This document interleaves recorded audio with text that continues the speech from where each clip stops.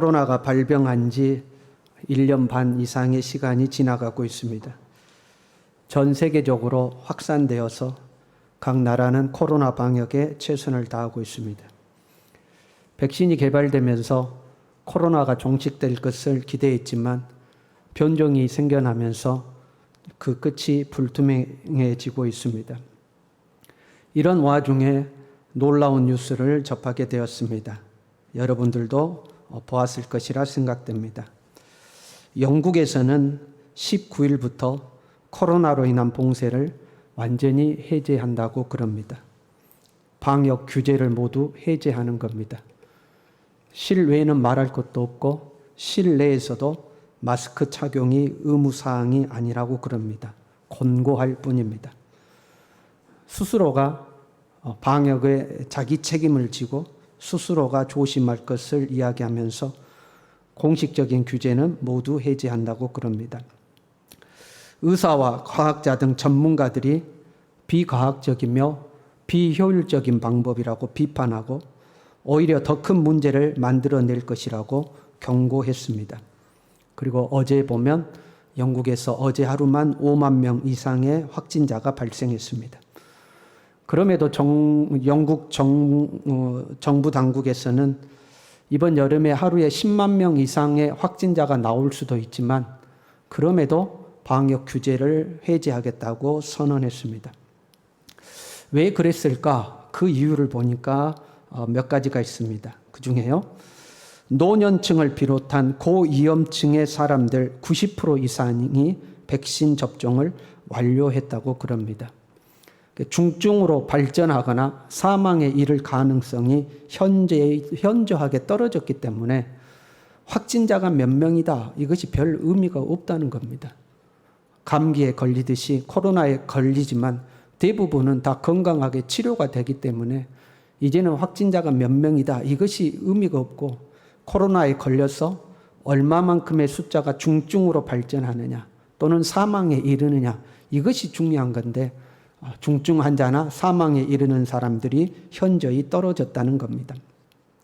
실제로 중국은 코로나 백신 접종을 2회를 마친 사람이 67.5%고요. 한 번이라도 맞은 사람들은 87.6%에 이른다고 그럽니다. 대부분 신규 환자는 젊은 층들이고요. 코로나에 걸리더라도 입원 환자의 숫자가 현저하게 줄어들었다고 합니다. 그 이유보다도 제 눈에 들어왔던 이유는 다음과 같습니다. 지금 말씀드리는 것은 코로나 방역이 이렇게 하는 게 옳다, 저렇게 하는 게 옳다는 것은 말씀드리는 것은 아닙니다. 그것은 전문가들의 영역이기 때문에 전문가들이 고민해야 될 영역이겠죠. 영국이 이러한 조치를 취하는 이유 중에 제 눈에 들어왔던 이유는 코로나로 죽는 사람보다 코로나 방역 때문에 죽는 사람이 더 많다는 겁니다. 특별히 18세 미만의 청소년들은요, 코로나에 감염돼서 사망하는 사망 숫자보다 코로나 블루 때문에, 그러니까 코로나로 인한 우울증으로 자살하는 숫자가 5배나 많다고 그럽니다. 청소년들이 정상적인 활동을 하지 못하니까 우울증이 찾아오고 그 우울증으로 인하여서 스스로 목숨을 끊는 숫자가 코로나로 죽는 숫자보다 5배나 많다는 겁니다. 코로나를 방역하는 것은 코로나로부터 우리의 건강과 생명을 지키기 위한 것인데 오히려 건강과 생명을 해치는 부작용이 발생했다는 것입니다. 건강하게 생명을 유지하려고 방역을 하는 건데 그것 때문에 죽어나가는 사람들이 더 많으니까 방역 규제를 해제한다는 거죠. 우리는 우리의 삶에서 이런 경우들을 많이 경험하게 됩니다. 우리는 이 무더운 여름에도 각자의 직장에서 열심히 땀 흘리며 일을 합니다. 왜 우리는 수고하며 일을 합니까? 왜 직장 생활을 합니까? 돈을 벌려고 그러겠죠. 그럼 돈 왜 벌려고 그럽니까? 왜 돈 벌려고 일을 하는가 물어보면 열의 10명은요. 내 가족들과 함께 행복하게 살기 위해서라고 대답을 합니다. 가족들과 행복하게 살기 위해서 일하는데 그 일 때문에 오히려 가족과의 행복이 깨지는 경우들이 있습니다. 일하느라 바빠서 가족을 돌보지 못하는 경우가 있죠. 어떤 사람은 나는 일하기 위해서 이렇게 바쁜데 왜 나에게 신경을 안 써주냐고 가족들에게 신경질을 부리는 사람도 있습니다. 제일 못난 사람은 직장에서 받은 스트레스를 집에서 푸는 사람들입니다. 직장에서 스트레스 받고 와가지고 집에서 그 스트레스를 푸는 거죠. 왜 직장 생활 하는데요? 가족들과 행복하려고 직장 생활 하는데 그것 때문에 오히려 가족이 행복하지 않는 겁니다. 어떤 사람은 자기의 몸을 너무 혹사시켜서 병에 걸리기도 합니다. 내 자신이 병에 걸리면 나만 불행해지는 것이 아니고 온 가족이 함께 어려워지는 거 아닙니까? 행복하려고 일하는데 그것 때문에 오히려 불행해지는 부작용이 발생하는 겁니다. 오늘 본문에도 이와 비슷한 내용들이 기록되어 있습니다. 22절에 이렇게 이야기합니다. 너희는 염려하지 말라. 염려하지 말라. 우리는 왜 염려하고 살죠? 우리는 왜 염려합니까? 다양한 이유로 염려를 하는 것 같지만 그 이유는 오직 한 가지입니다. 더 잘하고 싶어서입니다. 더 잘하고 싶어서, 더 잘 살고 싶어서, 더 나은 삶을 살기 위해서 우리는 염려하는 겁니다. 그렇지 않습니까? 잘할 수 있을까? 잘 될까? 이것 때문에 염려합니다. 이걸 뒤집어 보면요. 잘 안 되면 어떡하지? 그렇죠? 잘못되면 어떡하지? 이걸 염려하는 겁니다. 이거는 다 잘 살고 싶은 겁니다. 행복하고 싶은 겁니다. 더 나은 삶을 살고 싶은 겁니다. 그런데 더 나은 삶을 살고 싶어서 염려하는데 사실 염려해서 되는 것은 아무것도 없습니다. 염려 그 자체로는 문제를 해결하지 못합니다. 25절에요. 너희 중에 누가 염려함으로 그 키를 한 자라도 더 할 수 있느냐? 염려해서 키 잘하는 거 봤냐 하는 겁니다. 그 키를 한 자라도 더 할 수 있는 자. 한 자요? 한 자는커녕 1cm도 안 자랍니다. 염려해가지고. 보통 우리가 누군가가 곤란한 문제를 당했어요. 그러면 그 사람의 걱정을 해주잖아요. 그 사람의 문제가 잘 해결되었습니다. 그 만나서 물어보죠. 그 문제 어떻게 됐어요? 염려해 주신 덕분에 잘 해결되었습니다. 그렇게. 무슨 염려해서 해결이 됩니까, 여러분? 염려해서 해결되는 건 없습니다. 인사치레로 그렇게 인사하는 거죠. 우리 믿는 사람들은 염려해 주신 덕분에 이렇게 말하지 않고 뭐라고 이야기해요? 기도해 주셔서. 그렇잖아요. 기도해 주셔서 잘 해결됐습니다. 그렇죠. 염려해가지고는요, 머리카락 하나도 안 자랍니다. 염려해가지고는 머리카락 하나도 안 자라요. 제가요, 탈모가 있잖아요. 그 샤워를 하고요, 머리를 말고 거울 앞에 서면요, 여러분 괜찮습니다. 여러분 보시기엔 어떨지 몰라도 거울 앞에 서면 괜찮아요. 머리도 그렇게 많이 빠진 것 같지 않아요. 그런데 언제 현저하게 머리가 많이 빠졌구나 느끼냐면요, 드림 두시를 한다거나 유튜브로 설교 나가는 걸 본다거나 그러면요, 이 거울로 보는 것보다 훨씬 많이 벗겨졌습니다. 빛도 많이 나고요. 이렇게 고개를 숙이면요, 이 카메라가 위에서 찍으면 더 벗겨지게 보입니다. 그래서 여러분, 이 머리카락이 이렇게 빠질까? 내 개털 빠는 걸 이해를 한다니까요. 그 계절 바뀔 때 털이 많이 빠잖아요. 사람 머리카락도 계절 바뀔 때 뭉텅뭉텅 빠집니다. 그럼 이 머리카락이 빠질까? 여러분, 염려하면 머리카락이 납니까? 염려해가지고는 머리카락 하나도 안 납니다. 오히려 염려할수록 머리카락이 빠집니다. 그렇잖아요. 염려는 상황을 오히려 더 안 좋게 만드는 겁니다. 그것이 염려의 부작용입니다. 더 좋은 상황을 만들어 보려고 염려하는 건데 그 염려가 오히려 상황을 더 안 좋게 만들더라 하는 겁니다. 22절에요. 너의 목숨을 위하여 무엇을 먹을까? 몸을 위하여 무엇을 입을까? 염려하지 말라. 목숨이 음식보다 중하고 몸이 의복보다 중하니라. 먹을 것을 책임지시고 입을 것을 책임지시는 하나님께서 그것보다 더 중요한 너의 몸과 생명을 책임지지 않겠느냐 하는 의미가 있습니다. 그러나 동시에요, 너희가 목숨을 위하여 염려하지만 그 염려 때문에 너희 목숨이 상한다. 더 중요한 목숨이 상한다. 너희가 너희 몸을 위하여 입을 거 염려하지만 사실 그것 때문에 더 중요한 몸이 상한다. 그 말씀입니다. 우리는 우리의 몸과 마음이 연결되어 있음을 잘 알고 있습니다. 그래서 여러분, 마음이 상한 일이 생기면 소화가 안 되잖아요. 마음 상하는 일이 있으면 소화가 안 됩니다. 염려가 생기면 머리가 아픕니다. 이 마음의 문제인데 몸에서 반응하는 것을 우리는 알고 있습니다. 잠언 17장 22절에요. 마음의 즐거움은 양약이라도 심령의 근심은 뼈를 마르게 하느니라. 내 마음의 근심이 오히려 내 뼈를 마를 정도로 내 몸을 상하게 하는 겁니다. 잘 살아보려고 염려하는 건데 그 염려가 오히려 나에게 해가 되더라 하는 겁니다. 거기다가요, 우리는 영적인 원리를 고려해 보아야 합니다. 영적인 원리라고 해서 어려운 것이 아닙니다. 나에게 맞는 것이 나에게 찾아오게 되어 있습니다. 꽃이 피면 벌과 나비가 찾아오는 것이 당연한 원리입니다. 음식물이 부패하여 상하면 거기에는 똥파리가 찾아오는 것이 당연한 겁니다. 내 안에 무엇이 있느냐에 따라서 나에게 찾아오는 것이 달라지는 겁니다. 내 마음에 가득한 것, 그것에 맞는 것이 나에게 찾아오게 되어 있습니다. 내 마음에 미움과 분노가 가득해요. 그러면 그 미움과 분노에 맞는 것이 찾아오는 겁니다. 그렇잖아요. 여러분 한번 생각해 보세요. 누군가를 만나면 그 사람은 만날 때마다 성질을 내. 만날 때마다 화를 내고 만날 때마다 누군가 욕을 하면서 막 분노를 내요. 그럼 그 사람 만나고 싶어요? 안 만나고 싶어요? 그 사람에게서 좋은 사람들은 다 떠나게 됩니다. 그리고 정작 자기 자신 스스로가요, 분노하면요, 그 분노가 자기 마음의 병을 만듭니다. 그 대표적인 병이 화병 아닙니까? 화를 풀지 못해서 생기는 병. 자기에게 병이 찾아오는 겁니다. 불평, 불만이 많은 사람은요, 교회 다니면서도 불평, 불만이 많은 사람이 있어요. 여러분, 그렇죠? 우리 교회는 이래, 우리 목사님 이래, 우리 장로님이 이래, 불평, 불만이 많은 사람들이 있습니다. 여러분, 그 사람들이, 불평, 불만이 많은 사람들이 하나님 앞에 나와서 예배드릴 때 은혜를 받을까요? 못 받을까요? 그 마음에 불평, 불만이 많은데 은혜가 절대 찾아오지 않습니다. 내 스스로가 그것들을 밀어내는 겁니다. 여러분이 직장의 사장님이라고 생각해 봐요. 여러분의 사원 중에 두 사람이 있습니다. 한 사람은 작은 일에도 감사합니다.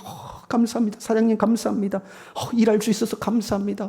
우리 직장은 얼마나 좋은지 좋아요. 감사하는 직원이 하나 있습니다. 한 사람은 항상 불평불만. 이 망할 놈의 회사 진짜 내가 때려치우든지 해야지. 에이, 저 망할 놈의 사장 저거 진짜 악덕 기업자 저거 진짜 맨날 불평합니다. 여러분이 만약에 사장이라면 어떤 사람에게 더 정성과 사랑을 주겠습니까? 불평불만한 사람은요, 절대 복이 오지 않죠. 아마 사장님 마음속에 기회만 되면 저 사람을 해고시켜야지 그 마음 품지 않겠습니까? 절대 복이 찾아오지 않는 겁니다. 염려도 마찬가지입니다. 불안과 염려하면요, 이 불안과 염려는 우리로 하여금 자기 실력을 발휘하지 못하도록 합니다. 사람이 이 염려와 긴밀한 관계가 있는 이 감정이 긴장이라는 거거든요. 염려하면 긴장을 하잖아요. 긴장하면 두뇌가 정상적으로 회전을 하지 않습니다. 생각이 잘 안 나요.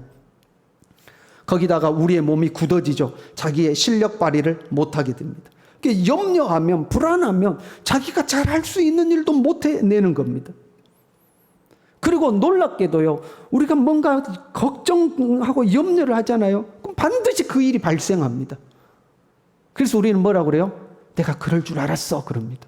내가 그럴 줄 알았어. 근데 그 일을 누가 불렀어요? 내 마음이 부른 겁니다. 자꾸 내 마음이 그것들을 불러내는 겁니다.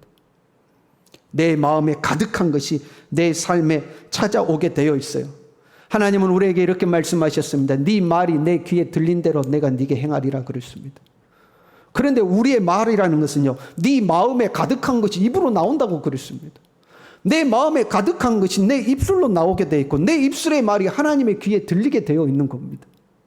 그래서 내 마음에 무엇이 가득 차 있는가, 이것을 우리는 잘 살펴야 됩니다. 무릇 지킬 만한 것보다 네 마음을 지키라고 하셨죠. 아무것도 염려하지 말고 오직 모든 일에 기도와 간구로 너희 구할 것을 감사함으로 하나님께 아뢰라. 그리하면 모든 지각에 뛰어난 하나님의 평강이 그리스도 예수 안에서 너희에게 하늘의 복과 땅의 복을 내릴 것이다. 너희에게 즉각 응답하실 것이다. 이렇게 말씀하지 아니하고 네 마음과 생각을 지키시리라 그랬습니다. 왜요? 이 마음과 생각에서부터 모든 생명의 근원이 예수나면이라. 그 영적인 원리 때문에 그렇습니다. 내 마음에 가득한 것이 내 삶으로 나타나게 되어 있습니다. 생각은 씨앗과 같은 거죠.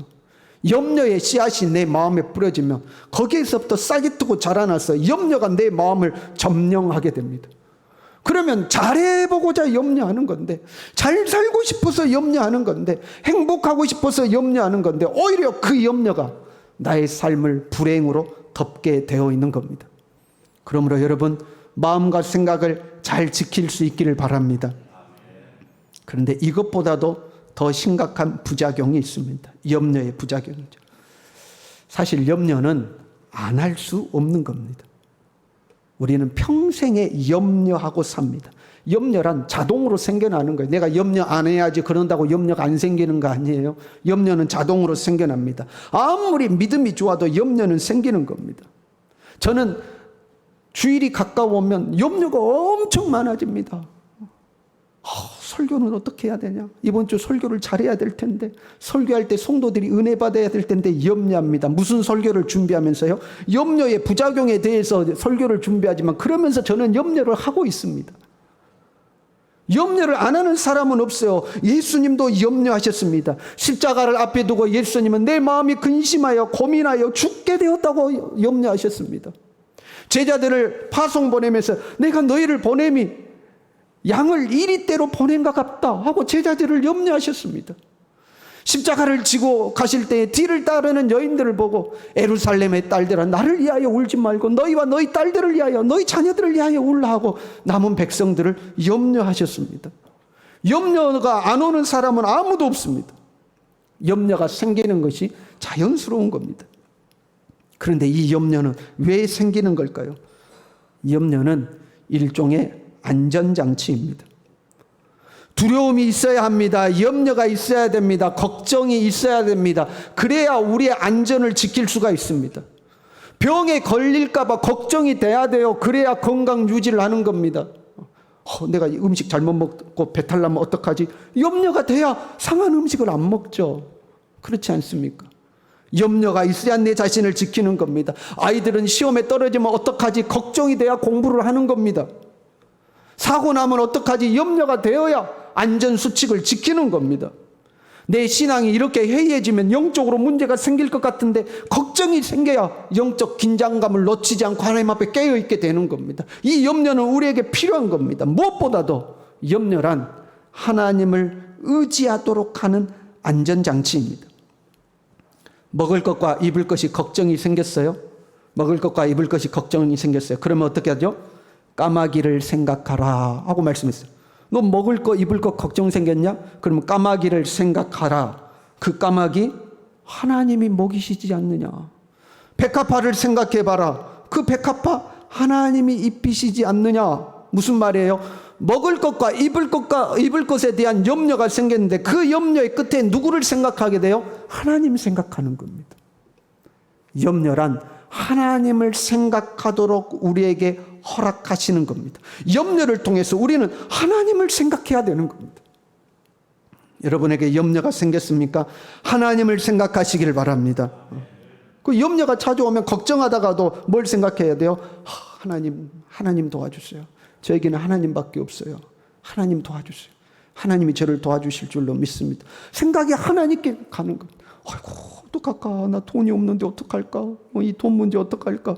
아이고 거기서 끝나면 망하는 겁니다. 돈 걱정하다가도 하나님을 생각하고 하나님 나에게는 하나님밖에 없습니다. 하나님이 나의 힘이십니다. 하나님이 나의 도움이십니다. 하나님이 나를 도울 줄로 믿습니다. 하고 하나님을 생각하는 겁니다. 무슨 염려가 생기든지 간에 여러분 하나님을 생각하시길 바랍니다. 염려란 나의 안전을 지키기 위한 겁니다. 더 나은 삶을 준비하기 위한 겁니다. 무엇보다도 하나님을 의지하기 위하여 생기는 것이 염려입니다. 그런데 이 염려를 잘못하면 하나님과 오히려 멀어지는 겁니다. 염려를 잘못하면 하나님과 멀어져요. 28절 보세요. 오늘 있다가 내일 아궁이에 던져지는 들풀도 하나님이 이렇게 입히시거든. 하물며 너희일까 보냐. 믿음이 작은 자들아. 먹고 사는 거 염려가 생겼어요. 그래서 뭘 먹고 살까? 어떻게 살까? 염려는 하지만 누구 생각은 못한 거예요? 하나님 생각을 못하고 있는 겁니다. 그래서 이 믿음이 작은 자들하고 책망하시는 거예요. 세상 염려는 점점 커져 가는데 하나님을 향한 믿음은 점점 작아지는 겁니다. 그 하나님이 안 보이는 거예요. 염려거리만 보이는 거지. 그렇게 하나님이 안 보이면요, 하나님의 나라의 일을 잊어버립니다. 13절에요. 다만 너희는 그의 나라를 구하라. 먹을 것과 입을 것 추구하고 사는 것보다 하나님 나라 추구하고 살아라, 이 말씀이에요. 그런데 염려가 많아지면 당장 먹고 사는 거 급하니까, 당장 먹고 사는 게 중요하니까 하나님 나라 일은 까맣게 잊어버립니다. 하나님의 나라의 일을 잊어버리니까 하늘의 보물을 쌓아두지 않습니다. 33절에요. 너희 소유를 팔아 구제하여 낡아지지 아니하는 배낭을 만들라. 곧 하늘에 둔 바 다함이 없는 보물이니. 하늘에 너의 보물을 쌓아두고 살라는 겁니다. 그런데 아니, 이 땅에서 먹고 살기 바쁜데 땅의 것 근심하니까 하늘의 보물을 쌓아두지 않는 겁니다. 오늘 본문의 말씀 앞에 보면요, 우리가 잘 아는 한 부자의 이야기가 나옵니다. 한 부자가 그 밭에 소출이 풍성했습니다. 여러분, 사람이란요, 안 좋은 일이 있어도 염려하고 좋은 일이 있어도 염려합니다. 여러분이 복권이 탁 당첨됐어요. 여러분이 한 20억이 갑자기 탁 생겼어요. 마음의 기쁨이 충만할 것 같아요? 불안할 것 같아요? 대부분 복권 당첨된 사람들이 겪는 감정 중에 하나가 불안감이라고 그럽니다. 그래서 이사 가는 사람이 그렇게 많대요. 복권 당첨되면. 나를 모르는 사람이 있는 곳으로 가는 겁니다. 왜? 내가 돈이 많다는 걸 알고 강도가 들면 어떡할까? 도둑이 들면 어떡할까? 누가 우리 자녀 납치해가지고 협박하면 어떡할까? 온갖 불안감이 생긴다는 거예요. 그래서 자기를 모르는 곳으로 이사를 간대요. 좋은 일이 있어도 염려가 생기고 안 좋은 일이 있어도 염려가 생기는 게 사람입니다. 이 부자도 그랬어요. 그의 아주 소출이 풍성했습니다. 그랬더니 염려가 생겼어요. 야, 이걸 어디다 다 쌓아두냐? 이 염려를 한 겁니다. 그래서 창고를 헐고 새로 짓고 거기에 자기의 소출을 가득 쌓아둔 겁니다. 이제는 됐다. 여러 해 먹을 것을 쌓아두었으니 이제는 편히 쉬고 먹고 마시자 할 때 그날 밤에 하나님께서 그 영혼을 거두어 가신다 하고 기록되어 있습니다. 그리고 그 말씀 끝에 21절에 이렇게 기록되어 있습니다. 자기를 위하여 재물을 쌓아두고 하나님께 대하여 부요하지 못한 자가 이와 같으니라. 부자가 그 염려 끝에 하나님 생각했으면 얼마나 좋았겠습니까? 내가 이렇게 소출이 많아졌는데 어떻게 하나님께 감사할까? 이 많은 소출을 통해서 어떻게 하나님의 나라의 일을 할까? 이 많은 소출을 어떻게 하늘 창고에 쌓아둘까? 이 생각을 했다면 거기는 도둑도 없고 좀도 먹는 일이 없는 그 하늘 창고에 보물을 쌓아뒀겠죠. 그런데 하나님은 까맣게 잊어버리고 땅의 것만 염려한 겁니다. 이거 어떻게 지켜내지? 어떻게 내가 여러 해 먹고 살지? 오직 땅의 것만 생각하느라 하나님을 잊어버린 겁니다. 염려는 하나님을 잊어버리고 땅만 쳐다보도록 만들어요. 이것이 염려의 가장 심각한 부작용입니다. 염려는 하나님을 생각하고 하나님을 바라보라고 우리에게 허락된 건데 오히려 그 염려 때문에 하나님을 잊어버리고 땅만 쳐다보게 되는 겁니다. 고린도후서 7장 10절에요. 하나님의 뜻대로 하는 근심은 후회할 것이 없는 구원에 이르게 하는 회개를 이루는 것이요 세상 근심은 사망을 이루는 것이라. 염려는 누구에게나 다 오는 겁니다. 그러나 그 염려가 왔을 때 하나님의 뜻대로 염려하는 자에게는 구원의 역사가 나타납니다. 그러나 그 염려가 왔을 때에 세상 근심하는 사람에게는 사망이 찾아오는 겁니다. 염려를 잘못하면 내가 죽는 겁니다. 염려는 파도와 같아요. 우리의 삶에 끊임없이 여러분 염려는 찾아올 겁니다. 하나의 염려가 지나가면 또 다른 염려가 또 밀려오고 또 염려가 밀려오고 또 염려가 밀려올 것입니다. 그때마다 하나님을 생각하시기를 바랍니다. 새해를 먹이신 하나님이 우리를 먹이실 것입니다. 백합화를 입히신 하나님께서 우리도 입히실 것입니다. 그 하나님을 생각하시길 바랍니다. 염려가 우리의 삶에 찾아올 때마다 우리의 주변을 둘러보시고 주변의 모든 것을 통하여 하나님을 생각할 수 있기를 바랍니다. 이 무더운 여름날 시원한 바람이 내 볼가를 싹 스쳐 지나가면 지금의 내 삶은 퍽퍽하고 힘들지라도 하나님께서 내 삶에도 이 시원한 바람 불게 하실 때가 있을 것이다. 하나님을 생각하는 겁니다. 먹구름이 몰아쳐서 비가 확 쏟아지고 난 뒤에 화창한 하늘이 개면 지금은 내 삶에 먹구름 낀 저 하늘과 같지만 하나님께서 내 삶도 저 밝은 하늘처럼 밝은 날 허락하실 것이다. 하나님을 생각하는 겁니다. 저와 여러분이 무슨 일을 당하든지 간에 하나님을 생각하는 믿음의 사람으로 살아갈 수 있기를 바랍니다. 우리 이 믿음으로 함께 찬양하겠습니다.